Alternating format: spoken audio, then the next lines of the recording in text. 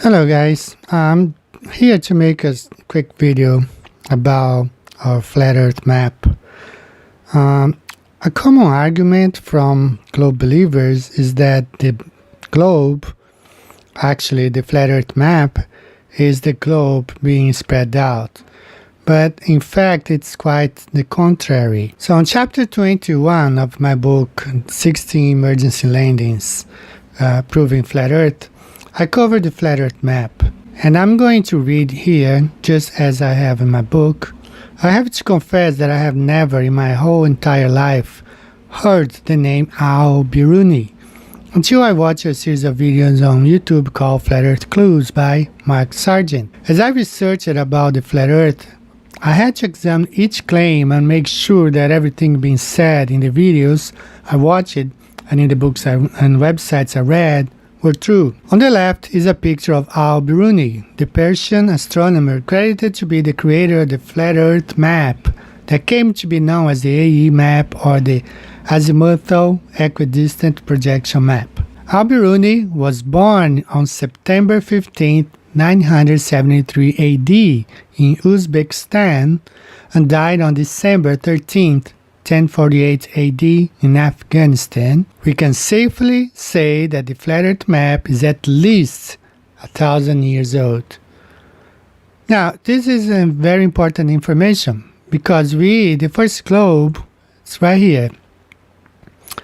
Just a reminder for the reader that the first globe Earth model was introduced in 1492, formerly known as the Earth Banjo, and it is credited to Martin Behaim from Germany.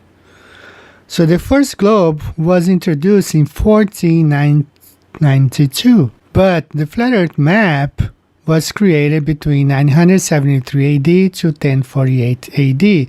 That's when this person here, Al-Biruni, was alive, and he is the one credited to creating the flat earth map. So which one came first? Of course, it is the flat earth map. So that destroys the argument that the globe earth came first and the flat earth map is the globe earth being spread out. It's quite the opposite. As we're going to see in this illustration, the flat earth map came first and they wrap it around the ball. So let's take a look. Okay, just a quick reminder here. This is the flat earth map, credited to Al-Biruni, circa of 1000 AD. So it's safe to say this map is over 1000 years old. Used extensively by the United States Geographical Society or Survey, USGS. It's the official symbol of the United Nations and many other agencies. And here in this animation we see the flat earth map morphing into the globe earth. So that's what they did in 1497. They got the flat earth map, wrap it around the ball. It can be done easily, like I'm gonna show you a couple of examples of other maps being transformed into a globe. Even the Gleason's map, I'm gonna show you this right now. So they project the image around the ball, and that's how they came up with the globe. As we see here, this is the Gleason's map on the left side of the screen, and here you have a Google Earth. You see how the flat earth map, the Gleason's map, was made projected onto a ball. And the way he did, even to BS, he stretched it all the way down, just as we saw the animation. And here it is how he did. He used a program on Linux to make the Gleason's map look like the globe earth. All you have to do is wrap around the ball and you got a globe made out of a Gleason's map. So the globe is nothing but a flat earth map around a globe, wrapped around a globe.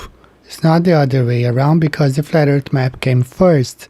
And the first globe was introduced in 1497 when the flat earth map was created between 997 to 1048. That's when Al-Biruni was alive. That he is credited by USGS for creating the flat earth map. Okay, so don't believe those arguments. I actually ignore them. I tell the guys, just study and learn what the truth is, because the globe is nothing but a flat earth map wrapped around the ball.